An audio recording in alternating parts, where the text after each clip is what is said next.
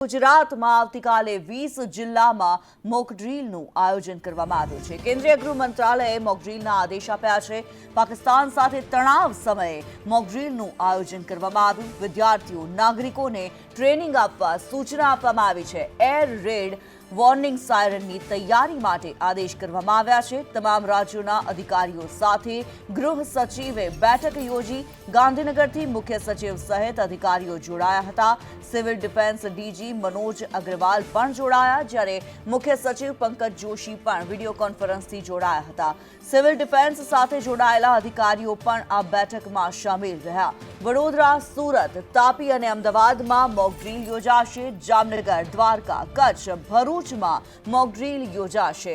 ગાંધીનગર, મહેસાણા, ભાવનગરમાં પણ mock drill થશે। ત્યારે નર્મદા, નવસારી, ડાંગમાં મોક ડ્રીલ યોજાશે। યુદ્ધના સમયે નાગરિકોએ શું કરવું તે વિશે માહિતી આપતી આ તાલીમ છે।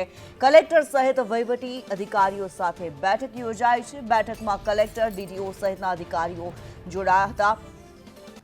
બ્લેકઆઉટ અને કેવી રીતે આ સમગ્ર તાલીમ આપવી તે વિશે ચર્ચા થઈ। ત્યારે જે પ્રમાણે એર રેડ વોર્નિંગ સાયરનની તૈયારીઓ માટે આદેશ કરવામાં આવ્યા છે। કેન્દ્ર સરકાર દ્વારા, કેન્દ્રીય ગૃહ મંત્રાલય દ્વારા જે આદેશ કરવામાં આવ્યા છે, મોક ડ્રીલ યોજાવા જઈ રહી છે। 7 મે આવતીકાલે પાકિસ્તાન સાથે તણાવ સમયે આ મોક ડ્રીલનું આયોજન કરવામાં આવ્યું છે।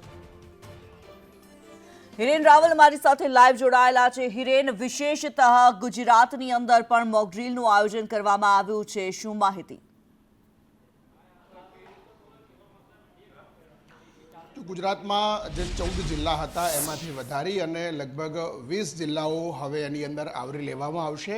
આ 20 જિલ્લાના કલેક્ટરો અને ત્યાંના જિલ્લા પોલીસ વડા સાથે 4 વાગે વિડીયો કોન્ફરન્સ ડીજીપી અને DG civil defence Manoj Agrawal એમની અધ્યક્ષતામાં યોજાશે। આ જે વર્કશોપ એક પ્રકારનો રહેશે, જે વિડીયો કોન્ફરન્સ છે, અને એની અંદર આવતીકાલે બપોર પછી એટલે કે સાંજના સમયે આ તમામ 20 જિલ્લાઓમાં એક સાથે આ પ્રકારનું મોક ડ્રીલ છે એનું આયોજન કરવામાં આવશે અને એનું ફાઇનલ પ્લાન જે છે એ આ વિડીયો કોન્ફરન્સની અંદર કરવામાં આવશે। મહત્ત્વની જે બાબતો છે એમાં આ ખાસ જે બ્લેકઆઉટ શું હશે, બ્લેકઆઉટ સમયે લોકોએ શું કરવું, ગામડાના લોકોએ બ્લેકઆઉટમાં શું કરવું, અને જે મોક ડ્રીલ માટે જનારા લોકો છે, અધિકારીઓ છે, એમને આ બ્લેકઆઉટનો ઉદ્દેશ્ય શું છે, શાના માટે બ્લેકઆઉટ હોય છે, યુદ્ધ સમયે આ પ્રકારની ઘટનાઓ કેમ, આ બાબતની માહિતી છે તો લોકોને આપવાની રહેશે। આ ઉપરાંત જે સાયરન વગાડવાની વાત છે તો એ સાયરનના સંદર્ભે પણ વિડીયો કોન્ફરન્સની અંદર માહિતી આપવામાં આવશે।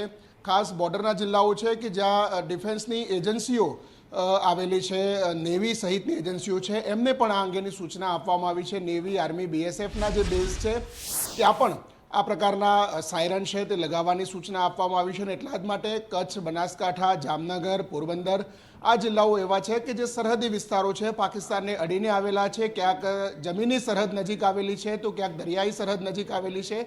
એવા જિલ્લાઓની અંદર પણ છેવાડાના એટલે કે છેલ્લા ગામડાઓ છે સરહદને અડીને આવેલા, એ ગામડાઓના લોકો માટે આ વસ્તુ જરૂરી છે અને એટલા જ માટે એ જિલ્લાઓને પણ આવરી લેવામાં આવ્યા છે। સિવિલ ડિફેન્સની સાથે આ સુરક્ષા એજન્સીઓ પણ જ્યાં જરૂર પડશે તે એમની સાથે મદદ કરશે।